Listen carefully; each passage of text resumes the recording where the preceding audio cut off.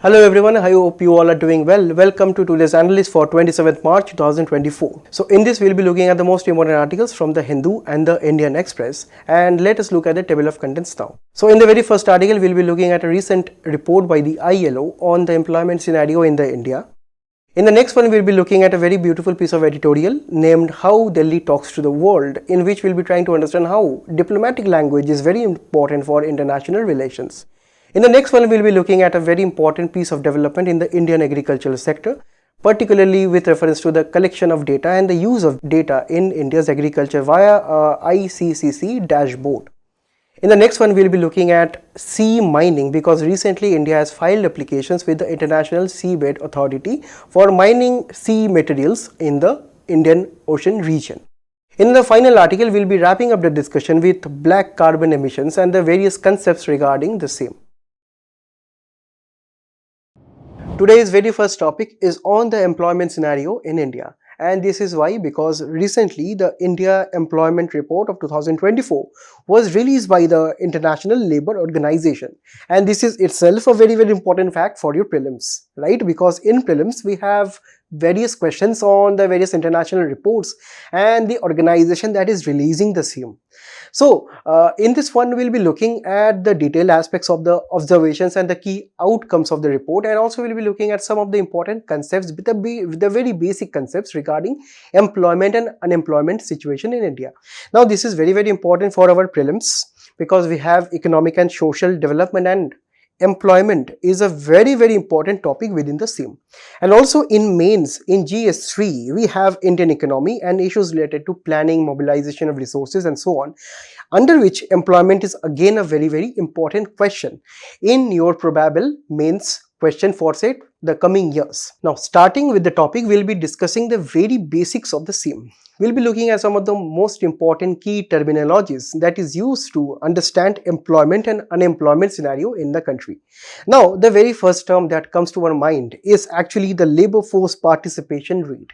This actually means the amount, or say the percentage of working age population who is either employed or unemployed, but actually are willing and looking for employment. Now here we have some various important things to understand. Now see, when we look at working age population, generally we mean the population who is between the age of, or the age bracket of 15 to 59 years. Now this is actually the standard which has been accepted internationally, but many students actually tell that 15 years to 18 years is actually the age where we cannot employ a particular child, because that will be amounted to child labor. But here, when we are talking about working age population, we have to understand first that it is the internationally accepted age bracket of working age.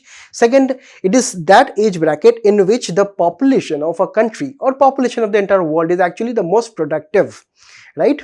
Okay, so this is the very first observation that we have to keep in mind when we are looking at labor force participation rate. Now the second portion is that we have to consider those people who are either employed or unemployed in the ratio, right? And also we have to consider those people only who are actually willing and looking for employment. So students are generally not considered as unemployed individuals, right? Because they may be not willing or may not be even looking for jobs, right? So keep this small information in mind. Next, ratio is regarding worker population ratio. This is again expressed in kind of percentage only. This is actually the percentage of employed individuals or persons in a population. So this is very easy to understand. It is only looking into the employed individuals in the country. Okay, and finally the next important ratio is unemployment. This is actually referring to the individuals who are capable of working but are not able to get any jobs. They're capable of working, they're actively looking for also employment, but they are not able to get any kind of jobs. So here we have to keep again three kinds of things. First, these are those individuals who are actually part of labor force, because remember in labor force we discussed that these people are either employed or unemployed. So generally when we are talking about unemployment or unemployment rate, ratio or whatever, we have to consider that these people are actually part of the labor force, but they are not able to get any jobs even if they are actually looking for the same. And also they have the skills or requisite kind of information that is required to get any kind of job, and also they are actively working, or say they are actively looking for any kind of work or activity, economic activity, right? So this is actually generally what we mean by unemployment. And in India, when we talk of unemployment, who is actually measuring unemployment officially? It is done by the National Statistical Office, which is under the Ministry of Statistics and Program Implementation in India. And here, the main amount or the main document that Indian government releases is actually known by the term Periodic Labor Force Survey, and Indian government has been releasing this since 2017. So since 2017 we have some official estimates, we have some official data on the employment and unemployment scenario in India. And here, when we look at the ILO report recently, as were actually also discussed in the context, we find that this is an international organization's report. This is not the Indian government's official report. But again, ILO is a very, very important institution. That is why we also have to look at what the report also talks about in the same condition. Now see, when we look at this report, we have to look at some of the important data points. These important data points can be important for your prelims, because in UPSC they can directly ask regarding the report and some of the observable trends, some of the trends relating to the unemployment scenario in India. Also, this data can be quoted in your mains answers too, whenever you are trying to quote any reference to employment situation in the country, or whenever you are trying to quote anything related to the amount of unemployed youth in the country, you can quote this data. So please remember to quote this data whenever you can. So please do note this down in your class notes, handouts, or whatever personal notes that you have related to unemployment. Now let us look individually at some of the data and try to understand what is the main scenario. As you can see, this data is kind of divided into various sections. First, the employment kind of conditions prevailing between the men population, between women, between rural and urban areas. Now this is actually looking into the labor force participation rate. Now you can see, the very first thing that is coming out of this picture is that the labor force participation of men is actually more than the women. And also we can see over a period of time, that is actually indicated using these color brackets. You can see that the amount of, say, men who were actually present in the labor force, that increased over the last 3 years, right? And this is also the same case with the women population too. Now when we look at the level of rural and urban labor force participation rate, we find that the urban labor force participation rate is kind of lower. It's kind of lower than the rural labor force participation rate. Again, a very, very important term for your examination. That means more men and women collectively are unemployed in the urban areas. So this is a very, very important aspect, because we have to understand the amount of population in the urban areas is very, very high compared to the rural population, right? Concentrated in some cities. Considering the amount of economic activities, the amount of jobs, the urban areas is lacking behind the rural areas. Also we can understand one important thing, that the rural landscape of the country is also able to absorb a lot of amount of unemployment in the urban areas also, right? So this is one of the reasons why the rural rate of employment is actually more than the urban one. Apart from this big picture stuff, we can also look at some of the important aspects here. Firstly, that India's youth is accounting for almost 83% of the unemployed workforce. That means the Indian youth are actually not able to get the jobs that they want. And also one important fact in the same condition is that the share of youngsters with secondary or higher education in the total unemployed youth has almost doubled from 35% in 2000s to around 65% in 2022. That means as more and more youth are actually getting educated and passing the higher secondary schools, they are not able to land good amount of jobs. Next, we also find that the labor force participation rate, the workforce participation rate, and also the unemployment rate saw a very long-term deterioration from 2000 to 2018. As also we can see in these 3 bars, as we can see that in all across in the various sections of this data, we find that the labor force participation rate, the unemployment rate and everything, they decreased, right? Now we have to understand that why this happened, because of the various economic conditions that were prevailing between 2000 and 2018, correct? And finally we also find that most of the workers in India, almost 90% of them, are actually in the informal sector. What is the informal sector? It is actually referring to that kind of sector. It is that kind of job where the workers are not getting any kind of social security, right? They are getting a kind of a minimum wage, but they are not getting any kind of social security protection such as ESIC, insurance, health cover, employee benefit and so on. So they are totally outside the social security coverage. So we can find that only around 10% of the population are working in the formal jobs. So this is also a very, very worrying trend. And also we find that the 75% of the youth are unable to send emails with attachment, 60% are unable to copy and paste files, 90% are unable to work with Excel sheets. So what this is showing? This is showing the amount of skill gap, that the youth of the country is right now having. And this is also a very, very important discussion and debate, because this is potentially a kind of a barrier for India to reach its demographic dividend by 2040 and 50. Because if we understand, going forward, digital skills will be dominating the future, and if the youth today are not able to operate this kind of basic tasks, so it is very, very difficult to imagine a future where India is actually reaping its full demographic dividend. And here, apart from the ILO report, we also recently saw the PLFS report for 2022 and 2023. See, all the important details are given here. This report told that the unemployment rate has actually fallen from around 6% to around 3.2% in 2022 from 2017. So this shows that according to the government sources, the employment is actually improving. Employment is increasing, that means unemployment is reducing over a period of time. Also, as we can see, from 2017, that is when the PLFS was released for the very first time. Since then, if you can see, the unemployment is actually on a decreasing trend, right? So please do note these things down. And also we can see, according to the labor force participation rate in the rural and urban areas, so we can see also the same kind of observations from the ILO report, that the rural labor force participation rate is more than the urban areas. And this is also the kind of a data from the government side. So this is also giving you another kind of perspective on the unemployment situation in the country. Now, in the both reports, both government and non-government, that is in ILO one, we find that there are some issues. Now, the issues going forward have to be dealt with some potential solutions to reduce the amount of unemployment in the country.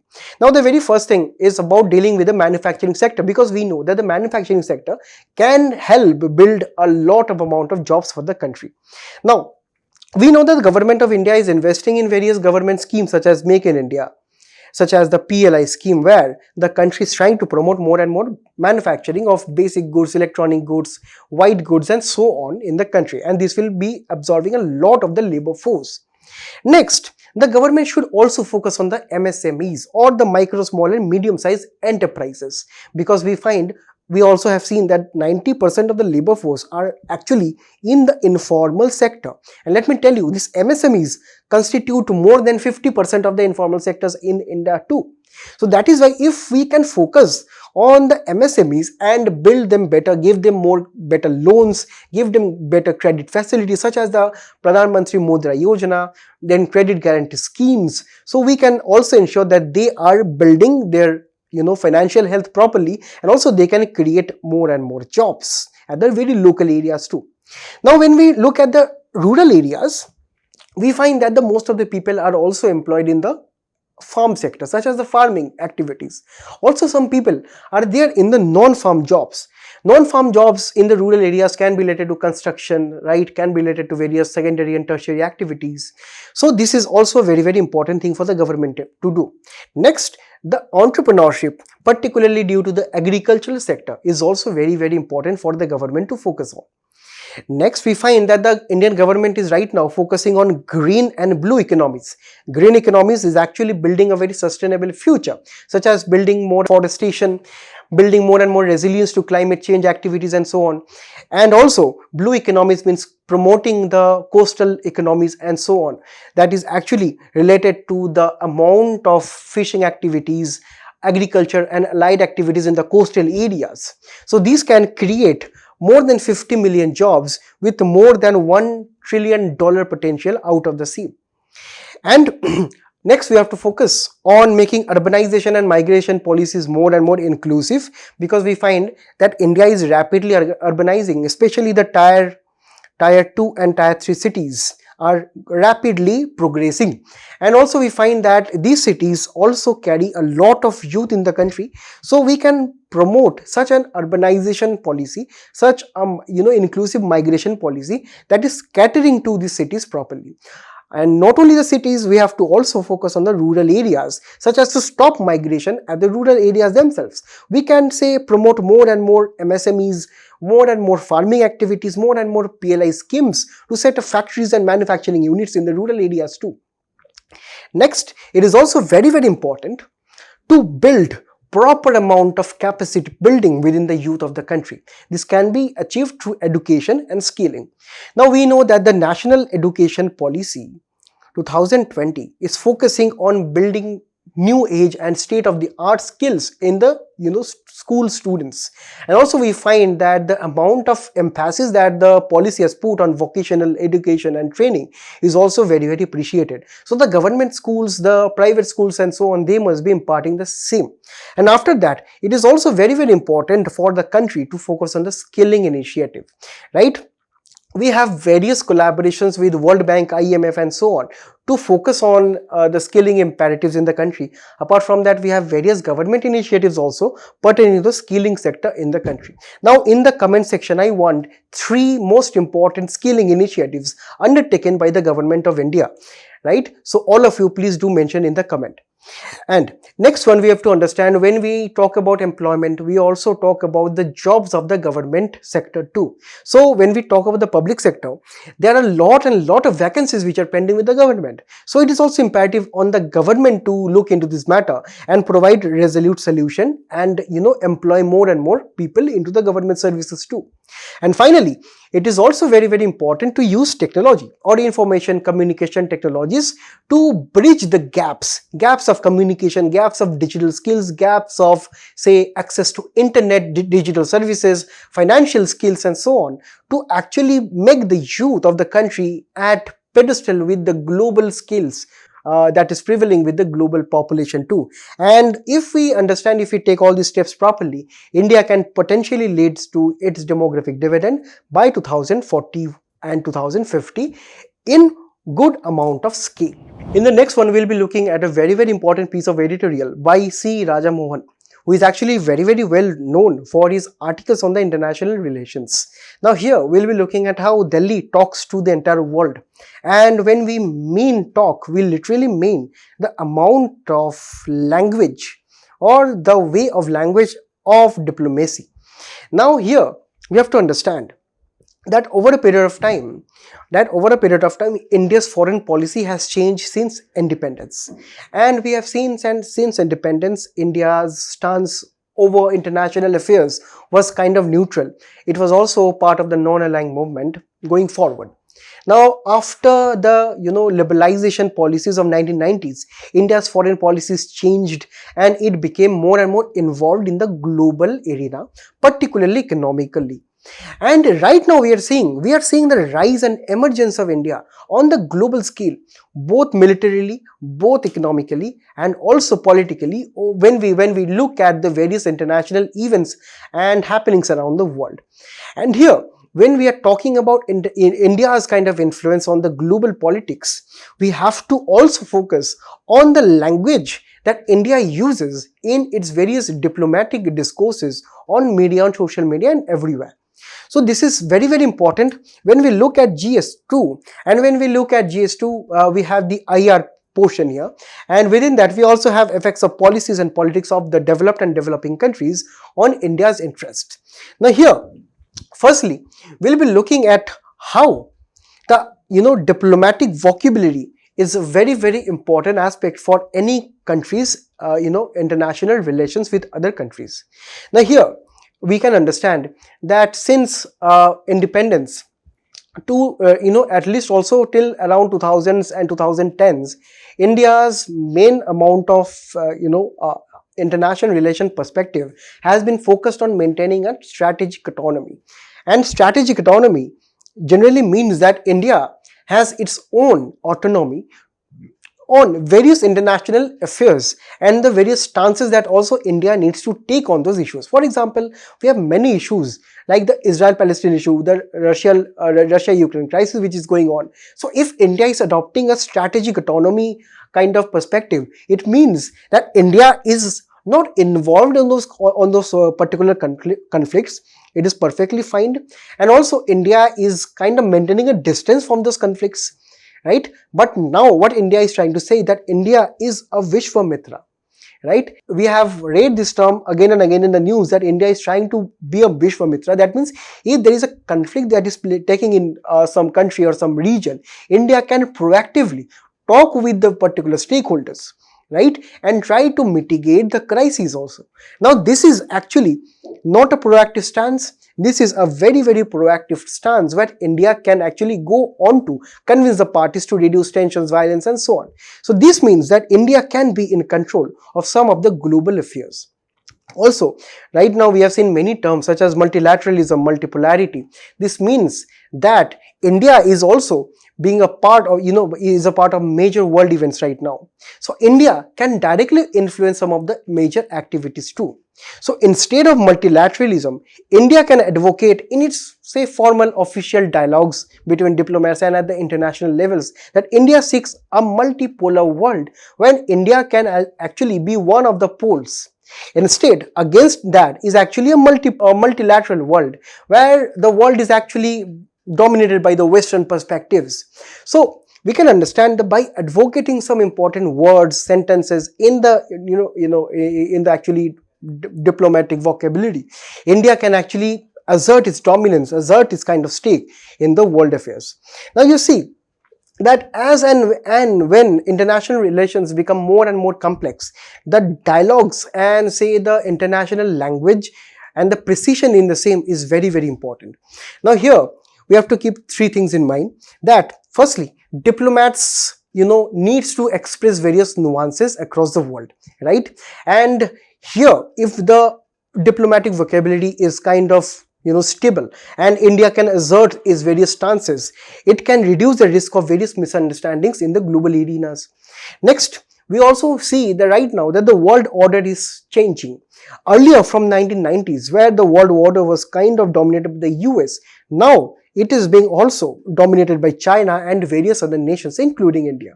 So we find that the world order going forward is changing, and also will be much change going forward, where the new powers, new challenges are always rising, right? We also have certain kind of term for this. The term is polycrisis. Now polycrisis refers that as of now, for example in 2024, we are not limited by one crisis. For example, say Israel-Palestine issue which is going on right now. There are various other issues such as Russia-Ukraine, such as the various issues taking place in the Central Asia, such as the issues taking place in the environmental arenas too.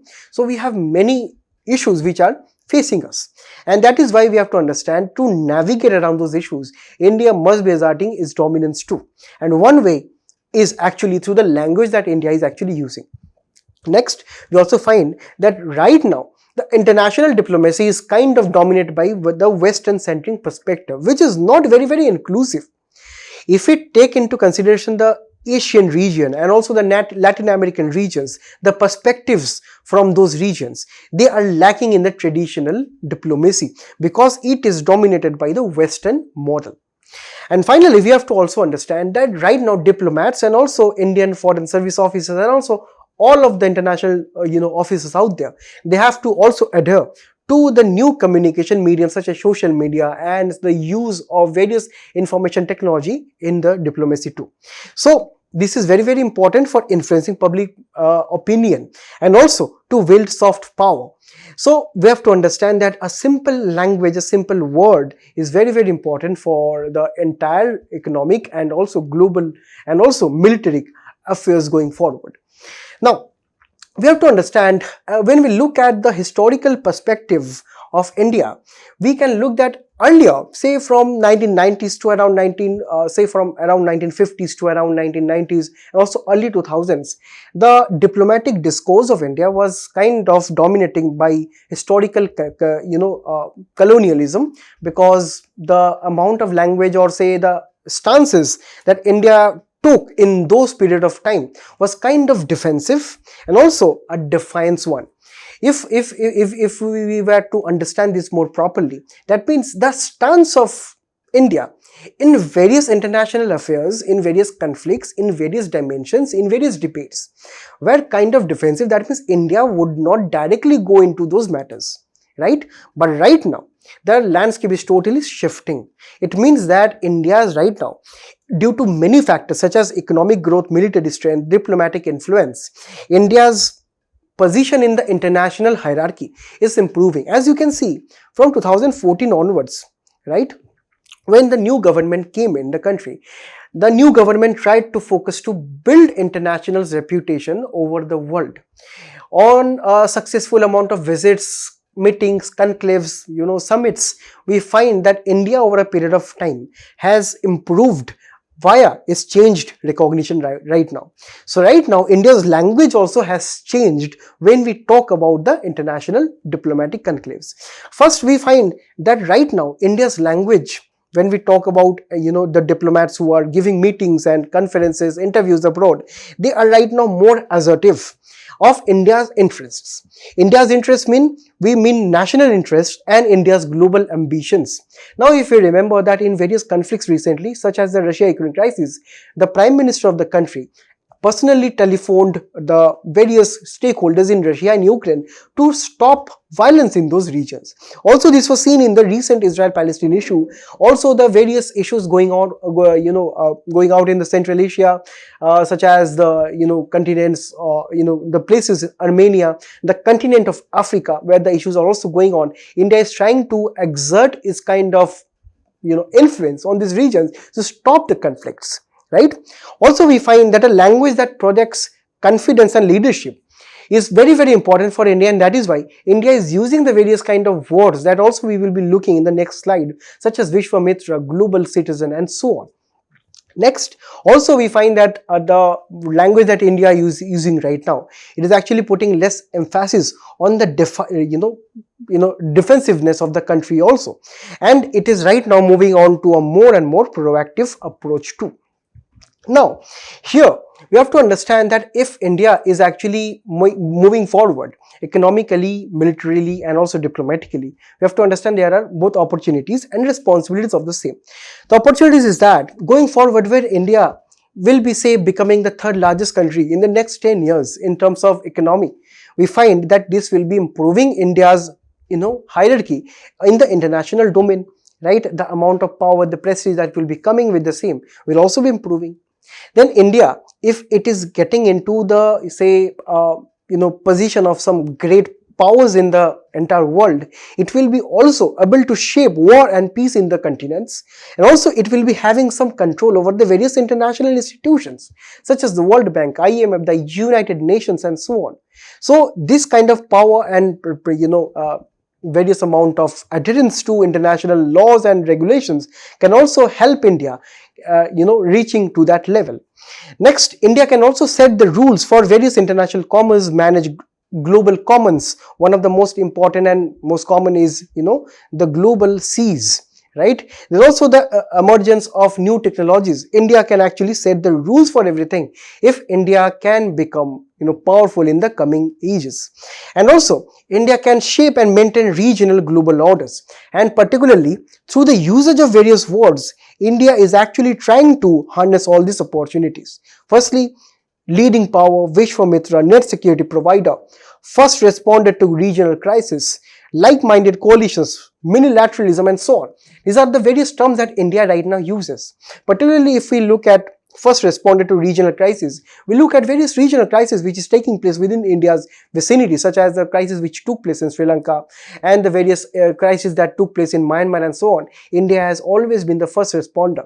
Even during the COVID pandemic, right? India supplied many vaccines to the countries. So what are all this? These are firstly usage of intelligent words to project India's influence internationally. Second, it is also kind of increasing India's influence in the region too. Next, it has to also, when we are talking about India, it has to also look at the responsibilities. See, if India is aspiring to become a developed country by 2047, India has to also look at the developmental aspirations within the country too. As of now, the per capita income of the country is less than $3,000. And this is very, very less compared to the rest of the world if it wants to become a developed country by 2047. That means it has to almost, 4x the amount of per capita income when we are talking of making India developed country by 2047. And here we have to focus on the amount of developmental aspirations for the country as a whole. Next, also we find that the India's opposition, the various opposition parties do not have a uniform and unanimous voice when we are talking about international affairs. So they must also be uniting when we are talking about India's role in the entire world. When the country is actually using various amount of innovative diplomatic language, powerful and assertive language, the India's opposition is not using the same. So it is also a clarion call to the various opposition parties in the country to actually look forward and use India's national interest in the global arena too. Now in the next article, we'll be looking at a very, very important development in the Indian agriculture, because recently the Agriculture Ministry inaugurated a Krishi Integrated Command and Control Center at Krishi Bhavan in New Delhi. And this is a very, very innovative technology that is developed for the Indian farmers, and it is also very, very important for your exam too. In prelims, economy and social development, where we have agriculture, is very, very important. And finally in mains, UPSC has asked questions again and again on the use of technology in Indian agriculture. So this is the same amount of thing that we'll be looking here. Now see, looking into the very basics, right? This dashboard is nothing but a kind of platform for the various amount of data which is generated in our Indian agriculture. Now this is a tech-based solution which is using various information technology applications and platform. Now what are the kind of technology which has been used? Firstly, we have to understand we are using various PCs, then we are using large LED screens, we are using various amount of customer care executives, facility centers, help desks, we are using artificial intelligence, we are using remote sensing, we are using also geographic information systems, or which are also known as GIS systems. Now what are these being used together to create this kind of technology? Look at this one. It is a very large screen with large amount of PCs, servers, data stacks and so on, which is looking into the various data on temperatures, rainfall, wind, crop yields and production estimates in the Indian agriculture sector. Now this is a particular initiative which is steered by the Ministry of Agriculture and Farmers Welfare, and this initiative will be making the use of data or the amount of data that we get from the agriculture sector look visually appealing and also look very, very amount of useful for any kind of policy considerations too. Now here we find the very objective of the ICCC is to have a comprehensive monitoring of the farm sector. Now see, the very first is about using remote sensing to look into the various amount of crops grown in a particular field, to look into the various estimates of the crops and so on. Then the various other comprehensive way of dealing with this farm sector data is actually to have a plot level data received through soil survey. Then we'll be also looking at the weather data from IMD or India's meteorological department. Then the next kind of data will be coming from the sowing data from digital crop survey, or the data that actually looks at the amount of sowing practices done by the farmers as to what the crops are being sowed, how they are sowed and so on. Next, the farmer and farm related data will be coming from the Krishi Mapper, which is actually a application looking at the geofencing and geotagging of land in the country too. Next, the market intelligence information will be coming from the unified portal for agriculture statistics. By marketing information, we mean what is the amount of prices in the country, what is the amount of quantity supplied of the various crops and so on. Next, we will be also looking at the yield estimation data from the general crop estimation survey. And finally, going forward, this entire ecosystem can also be connected to the PM Kisan chatbot, which is an AI chatbot looking into the various applications of the artificial intelligence in India's agriculture. Now, we have discussed so many comprehensive modeling. Now, if we can imagine everything, we are linking on one single platform. That is the integrated command control center. That means using fancy, PCs or personal computers, using LED screens, using artificial intelligence, machine learning, we are presenting every kind of data on a particular single database. That is on particular database in the Ministry of Agriculture, so that the policymakers, researchers and say the leaders of the country, the officials of the country, they can make proper decisions when it comes to the agriculture sector in the country. Now here, what are the practical applications coming out from the same? Firstly, this ecosystem, this entire ecosystem can be used to give advices to the farmers. Advices can be what kind of crops can be grown, what kind of market practices to be followed, and the various amount of advisories for the farmers. So on an individual level, the farmers can be getting advisories, right? They can get advisories by Kisan E-Mitra, which is a app for giving the subsidies of PM Kisan, right? This is a kind of a mobile application where the farmers have to be logged in to receive the subsidy of PM Kisan. Next, also this app is linked to the Bhashini portal. Bhashini portal is actually easing the amount of language translation in the country too. Now here, artificial intelligence and machine learning can be identifying Aadhaar plus mobile, land, sowing data and everything of a particular farmer, and can be giving individual advices to the same.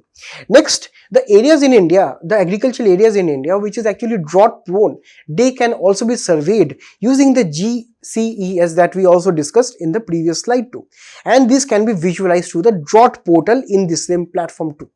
Next, the farmers can also get various insights as to what kind of crops can be grown, what kind of crops is suitable for their farms and so on. So this can also aid crop diversification by giving advices to the farmers. And crop diversification can also help reducing soil erosion in the agricultural areas. It can also enhance the water from the groundwater, because it will be enhancing the amount of groundwater recharging also, because if we diversify the crops by moving away from the water guzzling crops of rice and wheat, this can also save water. And it can also act as a farm data repository. This data repository has been given the name of Krishi Decision Support System. Remember, this is also the form of technology that was prevalent in the particular ecosystem too. So here, what we find that the entire data related to Indian agriculture is present on the servers and the clouds of the ICCC. The data can be both from spatial data and non-spatial data. Spatial data means the data related to land, say the various amount of crops that can be grown. Non-spatial data is the data related to market prices and so on. This data is actually linked to geographical information services such as GIS and also artificial intelligence. So this entire use of technology is being facilitated using this particular platform. And finally, the validation of yield or the output of the farmers, they can also be captured through Krishi Mapper, right? And they can be cross-checked using the GCES technology too. So these are the amount of practical application that can be used or say can be extracted from this ICCC dashboard. In the next one, we'll be looking at a very important piece and a very interesting piece of an article, which is sea mining. And here India has filed application with the International Seabed Authority for exclusive rights to explore two tracts in the Indian Ocean. A very important topic for prelims with reference to world geography. For GS2, we'll be looking at the various important policies of the various countries internationally, particularly in IA, when we are talking about China's dominance in the Indian Ocean region too, and also in GS3, where we have to talk about the environmental conservation aspects and the various degradation aspects of the environmental too, particularly related to ocean ecology. Now here, before beginning the article, we'll be looking at the very basics of sea mining. Now we know that we find gold, nickel, cobalt, magnesium and all kind of metals on the earth also. But within the ocean, on the seabeds, we have thousands and thousands of deposits of various precious metals. For example, we have polymetallic nodules, which are actually nodules like this, which contain many metals in the same nodule itself, right? Next we have polymetallic sulfide. Also we have cobalt crusts. Now if we can look at this world map here, if you can see at this world map here, and also look at the various distribution of cobalt rich crusts, polymetallic nodules and polymetallic sulfides and so on, we find that these are actually present on the sea floor all across the world. And here, particularly when we look at this dispersion of various important deposits and minerals in the sea beds, we find that there is a very important piece of geography which is known as the Clarion-Clipperton zone, which is just located in the region of England and Ireland. So this is actually known as it is actually the most resource rich zone of sea mining. Apart from that, in our own Indian Ocean, if we look at this portion here, we find there is a plethora of polymetallic nodules, cobalt crust and so on, right? We find that there is a wealth of materials for this. Now you may be wondering why we need to do sea mining altogether. Because we find, firstly, the emergence of electronic items such as the electric cars, batteries and so on. We need lithium for the same, and a good amount of lithium is also present on the sea floors. Also from the polymetallic nodules, as you can see from this diagram, we can get gold, lithium, cobalt all within the same nodule, right? Nodule is actually a piece of rock, you can say, which has been collected due to layers of deposition over a period of time, or say a period of tens and thousands of years, over a period of time within the seabed itself. So that single piece of rock is containing so many materials. And this is the very first thing. Second thing is that China is also exploring the Indian Ocean for various sea mining operations, and that is why India also needs to be on its toes when we look at the same here. Now, if we look at how this particular sea mining actually works, there are three kind of resources that we have seen: cobalt crusts, seafloor massive sulfides, and also polymetallic nodules. As you can see, cobalt crusts are actually located kind of close to the ocean surface. That is why we find that this is actually the kind of a most accessible kind of sea mineral. After this, a little at a little lower depth of the ocean, we also find massive sulfides, which are generally located at various hydrothermal vents, right? Then at the most deepest sea floors of the entire oceans of the world, we find polymetallic nodules. And here three different ways are actually used to extract these minerals. Generally it is actually by sending various sub-oceanic probes to actually extract those metals. And also one of the most important negative consequences is the harm that it does to marine life, because we find that the marine life at the bottom of the ocean is actually very rich and diverse. And if we try to send our sensitive equipments, electronic items to mine these minerals, it can also have a potential impact on the marine life too.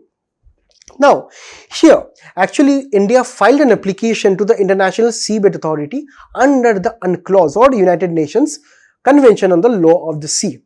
Now India has filed this application to this International Seabed Authority because it is actually the prime authority who will be, say, awarding the licenses or the agreements with reference to sea mining to India if these sites are away from the exclusive economic zone of the country too. Now we know that under UNCLOS, the exclusive economic zone is primarily within 200 nautical miles, right? And these two zones, as we can see, which is the zones where India is actually applying to, which is the Afanasi and the Carlsberg Ridge. So these two are more than 200 nautical miles. So that is why India has filed applications to the International Seabed Authority. Now here, the application itself is not final. Now there is another body which is under UNCLOS only, which is known as the Commission on the Limits of the Continental Shelf, which is actually looking into granting the exclusive rights of mining, right? Apart from the International Seabed Authority, which is accepting license and doing scientific studies and so on, right? The Commission on the Limits of Continental Shelf will be looking into the aspects of the continental shelf of the country too, right? Now here, for India to have access to the metallic nodules and the various resources in the Indian Ocean in these two regions, right, it has to be also passed by the Commission on Limits of Continental Shelves also. For this, India has to seek an exception. This exception can be sought by India by doing a scientific study of the entire region where India is trying to excavate the minerals. And here the scientific study also has to be under the oversight of the International Seabed Authority too. So then only India can get an exception of doing excavation beyond 200 nautical miles, right? Here, India can also say that Sri Lanka recently got an exception to do the same in this, in the Indian Ocean region beyond 200 nautical miles. So Sri Lanka actually got the recognition. So that is why India is also trying to get the same. And one of the main reasons that India is trying to get this kind of recognition is due to the presence of China in this region too. Now in the final article, we'll be looking at black carbon emissions, because recent estimates have indicated that mitigating household emissions, residential emissions from wood burning, from coal usage, from the various amount of usage of cow dung in household cooking, it can save around 6.1 lakh lives in the country. Now this is a very important topic from UPSC prelims related to environmental ecology and biodiversity and climate change. From GS2 we'll be also looking at the impacts of the health sector, and finally in GS3 we have to look at the conservation aspects and also environmental pollution and degradation. Now here, black carbon is actually formed when the fossil fuels are not fully combusted. Say for example, if coal is not fully combusted, it is releasing carbon monoxide. Now carbon monoxide and plus some black soot is actually deposited on various amount of roadways and various amount of cityscapes too. And this soot is actually that black carbon which has been formed due to incomplete combustion of fossil fuels. Now according to 2016 study, we find that the residential sector, which is the household sector, is attributing around 50% of the total black carbon emissions, followed by industries, diesel vehicles and open burnings. This is the study that showed. Apart from that, the other sources of black carbon is actually wildfire. Then we have agricultural waste smoke, we have residential wood burning and coal burning, vehicles and coal power plants too, where we find that the emergence of black soot is very dangerous, because these can also cause global warming and climate change, right? And for this, to reduce the amount of usage of wood and fossil fuel in the household sector in the country, the government actually launched a particular initiative which is known as the Pradhan Mantri Ujjwala Yojana. As we can look at this map, as we can look at these two maps of the country, we find that the black carbon emissions are actually particularly present in those areas where they are more dependent on the use of fuel wood for their cooking and day-to-day activities. Now you can see, you can zoom into the video and zoom into your handout also, you can see that the same areas which is marked by red in here can also be reflected here. It means that the amount of use of wood and other sources for cooking purposes in the country and other purposes of the country in households is actually the same in this kind of map too, and that is actually leading to more and more black carbon emissions. And here the Pradhan Mantri Ujjwala Yojana is actually aiming to do what? Particularly to give free LPG cylinders, right, to particularly poor families or below poverty line families. Now the government is giving free gas stoves, deposits, also distribution network of gas cylinders to the country. As of now, almost around 10 crore households as of January 2024 have been covered under the scheme. But still now, as we can see from this map, the usage of fuel wood by households in India has not reduced despite the adoption of LPG cylinders. And why? Because we have to look at some of the issues also. Firstly, from the RTI report of 2022 and 2023, the Right to Information Act application find out that 25% of the beneficiaries under this scheme, or around 2.69 crore people, are either getting zero cylinder refills or only one refills in a particular year. Now you tell me, if people are getting only one refills in a year, how they can continue cooking and doing other activities? Only by using fuel wood. Now that is mean the implementation of the government scheme is not proper. According to the Hindu, the average household under this scheme is only getting around 3.5 to 4 cylinders per year. This is also very less, because on an average 6 to 7 cylinders in a year are considered as normal. That is, you can use a cylinder for around 2 months, but here only 3 to 4 cylinders are being used according to the beneficiaries. Next, the prices of the cylinders, despite the recent 100 rupees subsidy which was recently given, the prices are actually 600 rupees per cylinder. And here we have to understand the prices of cylinders are very high compared to the prices of other fossil fuels. So that is why people are also diverted to those resources. Then finally we have to understand the implementation is not proper due to the lack of last mile connectivity too.